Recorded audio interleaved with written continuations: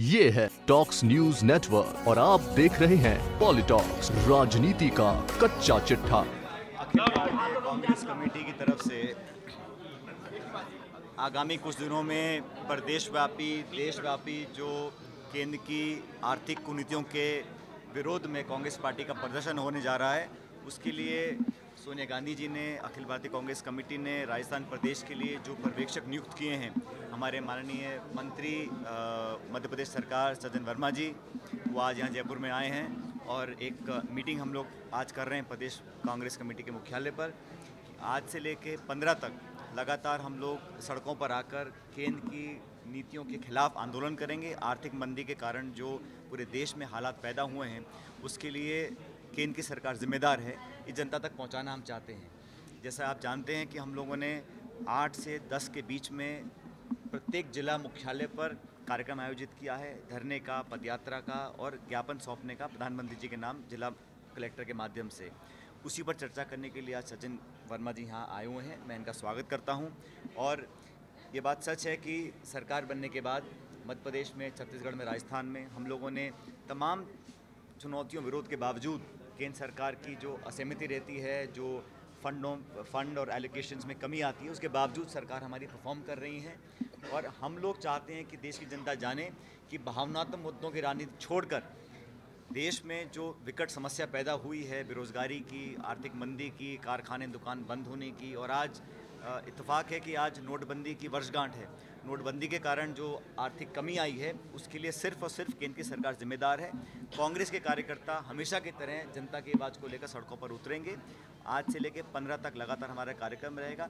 13 तारीख को प्रदेश कांग्रेस मुख्यालय से हम लोग एक पदयात्रा निकालेंगे, यहाँ से लेकर सिविल लाइन्स फाटक तक, और फिर 13 तारीख को दोपहर को हम लोग ज्ञापन देंगे माननीय महामहिम गवर्नर साहब को, जो कि प्रधानमंत्री जी को दिया जाएगा कि आंखें खोलकर, नींद तोड़कर जनता की आवाज़ को सुने और नौजवान और बेरोजगार और गरीब तबके पर जो आज प्रहार किया जा रहा है आर्थिक मंदी के माध्यम से, उस पर कुछ ना कुछ कार्रवाई करना अपेक्षित है। इस सिलसिले में आज हम लोग मीटिंग कर रहे हैं और मैं पुनः एक बार सज्जन वर्मा जी का बहुत बहुत स्वागत करता हूं। सज्जन जी और मैं संसद में साथ रहे हैं और आज मुझे खुशी है कि एक कैबिनेट मंत्री के रूप में वो प्रदेश में काम कर रहे हैं। पुराना नाता रहा है हम लोगों का और आज वो पीसीसी आए हैं पहली बार, मैं उनका बहुत स्वागत करता हूँ। महाराष्ट्र में बाड़ेबंदी का डर है वहाँ पर, खरीद फरोख्त डर तो वहाँ पर बीजेपी को है। चुनाव जीतने के बाद पहली बार, आप सबको याद होगा, किसी राज्य में सरकार 2 दिन नहीं बनती है तो भाजपा बड़ा व्यंग कसती है। आज 2 हफ्ते होने को आ रहे हैं, चुनाव होने के बाद बहुमत प्री पोल अलायंस को मिलने के बाद सरकार नहीं बन पा रही।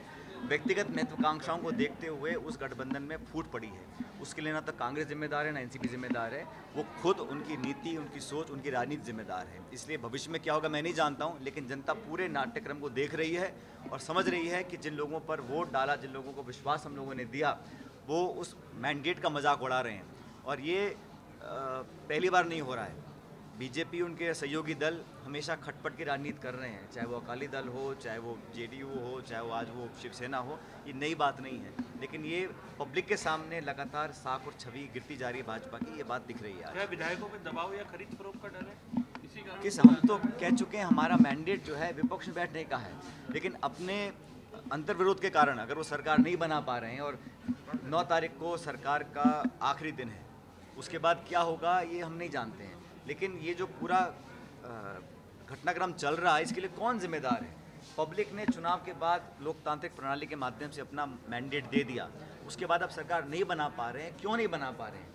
ये एम्बिशन है, ये व्यक्तिगत अविश्वास है, या आपस की राजनीति में अंतर्कल इतना पैदा हो गया है? इसके लिए वही दोनों दल जिम्मेदार हैं। कांग्रेस को डर है कि विधायकों को तोड़ सकते हैं, इसलिए उनको कांग्रेस शासित राज्यों में मतलब ही नहीं है भाई। हमारे विधायक तो जीत के आए हैं, हम लोग, हमारा एनसीपी का गठबंधन था, जितना लोग उम्मीद करते थे उससे कहीं बेहतर हमने परफॉर्म किया है, लेकिन हमारा मैंडेट विपक्ष में बैठने का है।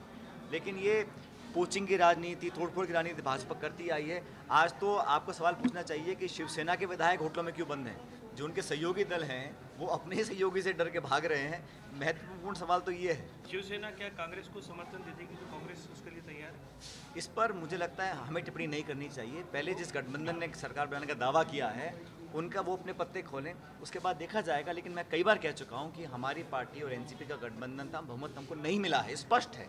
आज जिम्मेदारी उन लोगों की है जो बहुत कहते थे हम 250 सीट जीतेंगे, 200 सीट जीतेंगे, बावजूद मैंडेट के वो सरकार नहीं बना पा रहे हैं। ये एक बहुत बड़ा मजाक लोकतंत्र के साथ है। अब सज्जन जी मीटिंग के बाद ये है टॉक्स न्यूज नेटवर्क और आप देख रहे हैं पॉलिटॉक्स, राजनीति का कच्चा चिट्ठा।